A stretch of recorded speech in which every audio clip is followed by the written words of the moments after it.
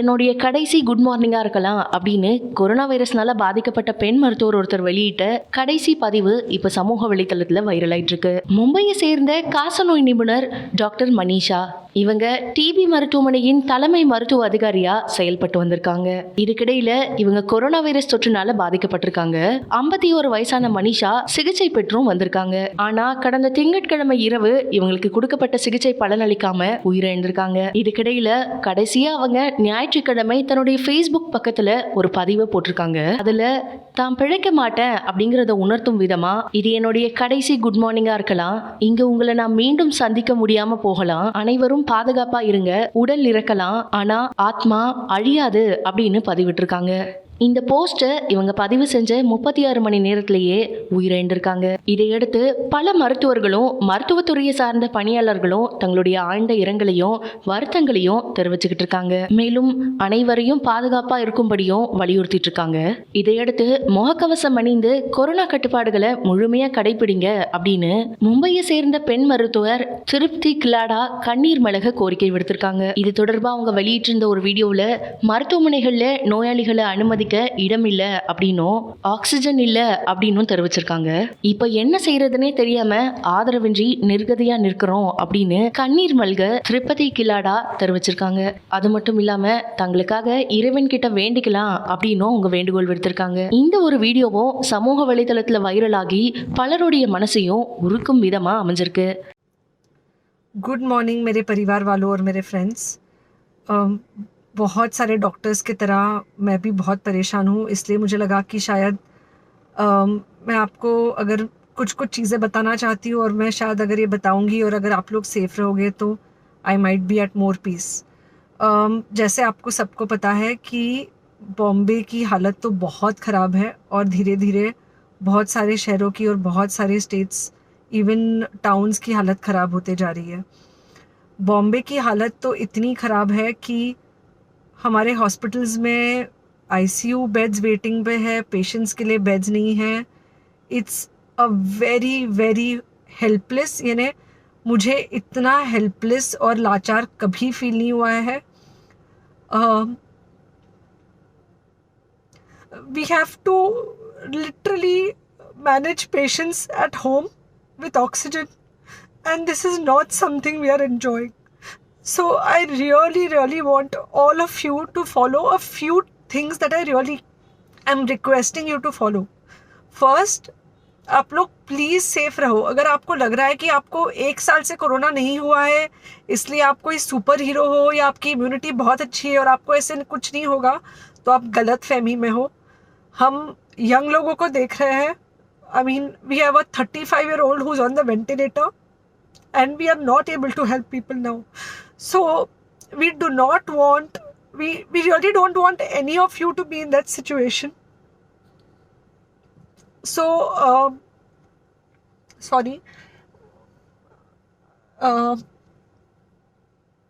I think ये जो emotional breakdown है हम डॉक्टर्स में अब सबको कोई ना कोई समय हो रहा है because we've not been so helpless, okay?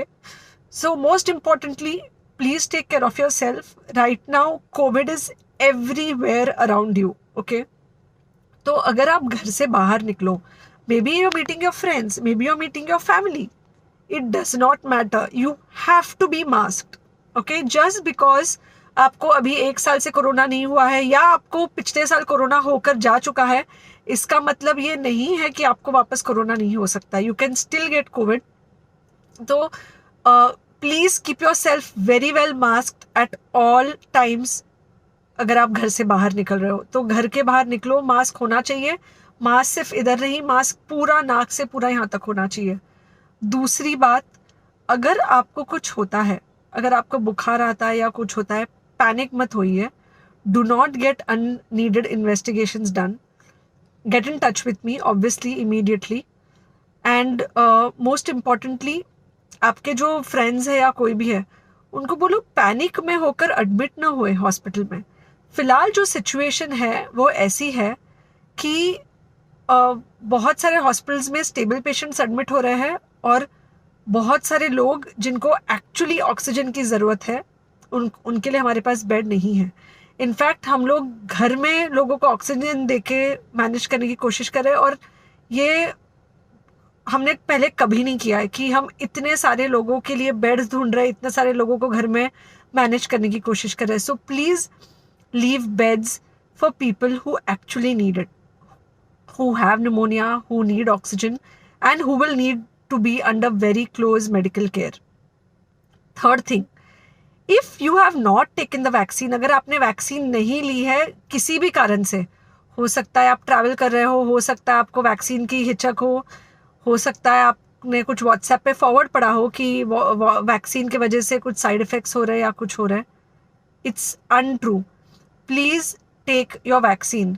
ये हमको डेफिनेट दिख रहा है कि जो लोगों के 2 वैक्सीन के शॉट्स होकर 2 हफ्ते हो चुके हैं, उनमें डेफिनेटली हमको इन्फेक्शन, सीरियस इन्फेक्शंस कम दिख रहे हैं और हॉस्पिटलाइजेशन ना के बराबर है. So the vaccine is definitely helping. Okay, so take care of your self. Do not take COVID-19 lightly. Please pray for the people in the hospital, and please pray for the families and the caretakers of all these people in the hospital. उनको आपके प्रार्थना की बहुत ज़रूरत है, और सबसे ज़्यादा ज़रूरत है कि आप अपना ध्यान रखें. ओके, एंड बस घर पे रहो. आप कुछ हफ्तों तक सिर्फ घर पे रहो, जब तक हम ये सिचुएशन ऐसे हैंडल कर सके कि हम एटलीस्ट कुछ हो जाए तो हम हॉस्पिटल में पेशेंट्स को ले सके. फ़िलहाल हालत ऐसी है कि डॉक्टर्स और डॉक्टर्स के रिलेटिव्स को भी नहीं मिल रहा है बेड. तो आप सोचिए कि it's an absolutely helpless situation.